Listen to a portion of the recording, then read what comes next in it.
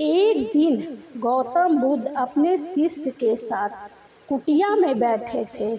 सभी शिष्य आज जानना चाहते थे कि मोक्ष प्राप्ति कैसे होती है। इसलिए उन्होंने बुद्ध जी से निवेदन किया कि वह आज मोक्ष का उपदेश दें। शिष्य की बात मानकर बुद्ध जी ने एक कहानी सुनाना शुरू कर दिया।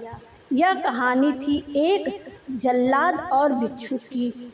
अपने राज्य का मुख्य जल्लाद जिसने बहुत ही गुनाहगारों को दंड दिया था, अब वह रिटायर हो गया था। राज्य से बाहर एक कुटिया बनाकर अपना जीवन व्यतीत कर रहा था। उसे हमेशा लगता कि हमने कितने लोगों की हत्या की है, वह कितना पापी है। ऐसे ख्याल से वह हमेशा घिरा रहता था।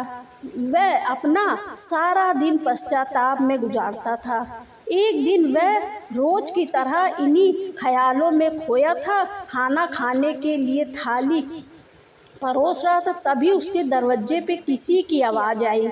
उसने बाहर जाकर देखा कि एक भिक्षुक खड़ा है।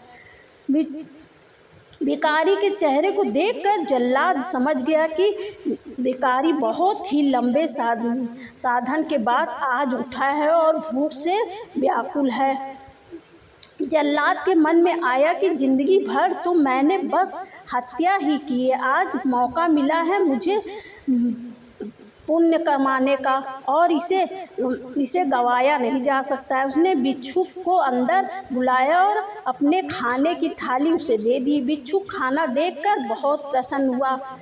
भर पेट भोजन के बाद भिक्षुक ने जल्लाद से बातचीत शुरू की। जल्लाद ने भिक्षुक को अपने जीवन की सारी कहानी सुनाई। उसने बताया कि वह कौन कैसे काम करता था, उसने कितने लोगों को फांसी दी है और वह सोचता था कि वह कितना बड़ा अपराधी है। जल्लाद का वेदन सुनकर भिक्षुक बहुत ही शांत स्वर से बोला कि क्या तुमने वह जीव हत्या अपने मर्जी से की है? जल्लाद ने कहा, नहीं, मैं तो बस अब मेरी राजा का आज्ञा का पालन कर रहा था, मेरा कोई भाव नहीं था। उन्होंने मृत्यु दंड की सजा देने का था। तब भिक्षुक ने कहा, तब तुम अपराधी कैसे हुए? उसे तो अपने राजा के आदेश का पालन करना था ना। जल्लाद को एहसास हुआ कि वह किसी गलत काम के साथ जिम्मेदार नहीं है, उसको कोई दोष नहीं है, वह तो सिर्फ अपने दायित्व को पूरा कर रहा था। इस प्रकार जल्लाद के मन शांत हुआ और फिर भिक्षुक ने जल्लाद को उपदेश दिया। उसने विदा ले लिया। भिक्षुक को विदा करके जब जल्लाद वापस घर आया तो उसकी मृत्यु हो गई, जिसके बाद उसको मोक्ष प्राप्त हुई। इतना कहकर बुद्ध जी ने कहानी का विराम दिया। सभी शिष्य बहुत ही आश्चर्य के साथ बुद्ध जी की ओर देख रहे थे। किसी को समझ में नहीं आ रहा था कि इसमें इतनी हत्याएं की और उसे मोक्ष कैसे प्राप्त हुआ। तब वह शिष्य ने कहा कि दुविधा बुद्ध ने सामने रखा। बुद्ध जी के उद्देश्य को जल्लाद को ज्ञान प्राप्त हो गया।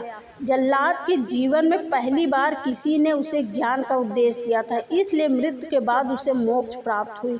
अपनी बात को विराम देते